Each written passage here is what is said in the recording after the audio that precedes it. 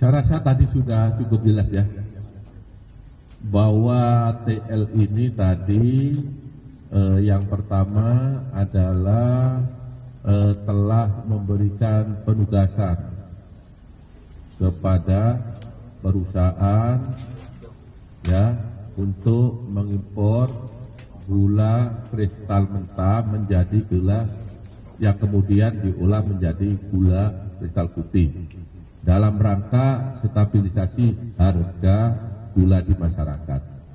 Karena pada saat itu gula langka, harga melambung tinggi.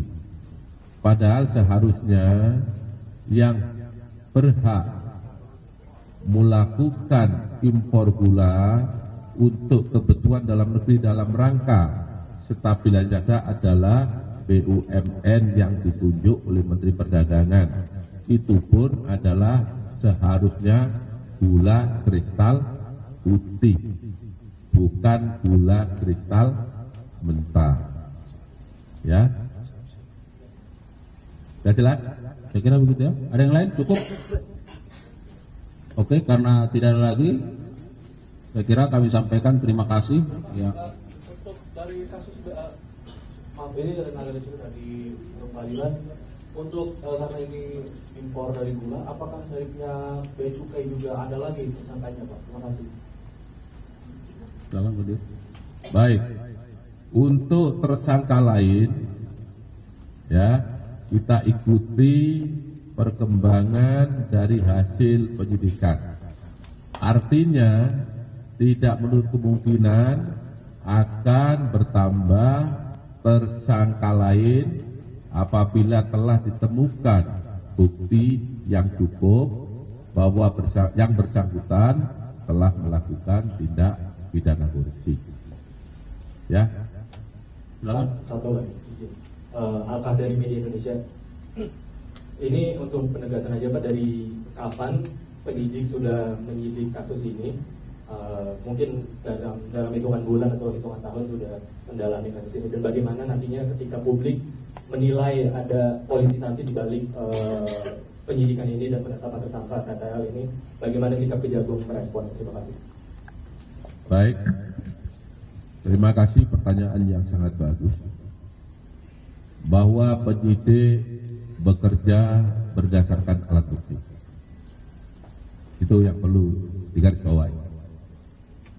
Tidak terkecuali siapapun pelakunya, ketika ditemukan bukti yang cukup, maka penyidik pasti akan menetapkan yang bersangkutan sebagai tersangka. Saya ulangi, tidak memilih atau memilah siapa pelakunya, sepanjang memenuhi alat bukti yang cukup. Terima kasih. Ya. Penyidikan dalam perkara ini sudah cukup lama, sejak Oktober 2023. Jadi kalau dihitung mungkin 1 tahun. Dengan jumlah saksi sekitar 90. Tentu penyidikan tidak hanya berdiri di sana, kita juga minta penghitungan kerugian keuangan negara, juga memerlukan ahli, sehingga cukup lama karena perkara ini bukan perkara yang biasa, bukan perkara yang sederhana.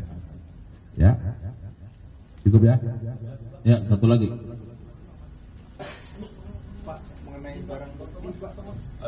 Izin Pak, Bapak boleh. Pak izin Pak, saya Thomas Pak dari Kumparan.com mau menambahkan pertanyaan yang tadi aja Pak. Kan tadi itu penyidikan ya Pak. Kalau penyelidikannya itu dimulainya kapan Pak? Gitu. Ya, kita sudah tahap penyidikan setahun. Artinya kalau penyidikan ya tentu sebelum itu ya. Saya tidak punya data ini mulai kapan, tapi yang pasti subsistem daripada penyidikan adalah penyelidikan.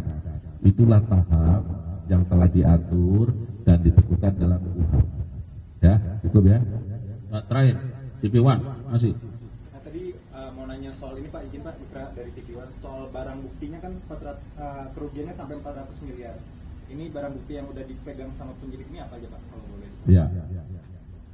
Tentu kalau barang buktinya gula sudah tidak ya, karena gula kan sudah beredar di masyarakat apalagi tahun 2015 ya. Bukti yang telah kita dapat, satu, catatan, dokumen, keterangan saksi, ya, keterangan ahli, itu bukti. Kalau barang bukti kita dapat adalah dokumen sama catatan, ya, transaksi-transaksi keuangan. Ini sudah kita dapat semuanya. Siapa yang melakukan, apa isinya, penyidik sudah mengantongi semua. Baik, saya kira demikian ya, rekan-rekan media. Sekali lagi kami menyampaikan terima kasih dan penegasan tidak ada politisasi dalam perkara ini ya. Dan kami sangat bersyukur rekan-rekan media terus melakukan dukungan, support, dan ini bagian dari support masyarakat. Dan kami terus mengharapkan dukungan supaya kami terus bergerak ke arah yang lebih baik. Saya kira demikian, mohon maaf kalau ada kekurangan. Billahi taufiq wal hidayah. Assalamualaikum warahmatullahi wabarakatuh.